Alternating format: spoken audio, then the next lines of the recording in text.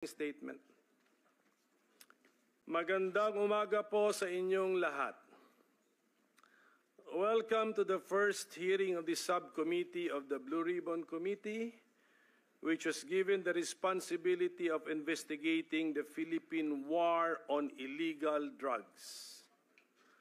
Allow me to thank Senate President Chis Escudero, the chairperson of the Blue Ribbon Committee, Senator Pia Cayetano, and of course, my colleagues here in the Senate, and we are just being joined by Senator Bato de la Rosa, for the trust you have placed on this representation to chair this subcommittee.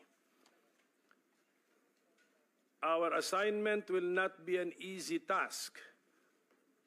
I shall conduct this investigation without fear or favor, and I will simply follow the evidence. As the chairman of this subcommittee, I have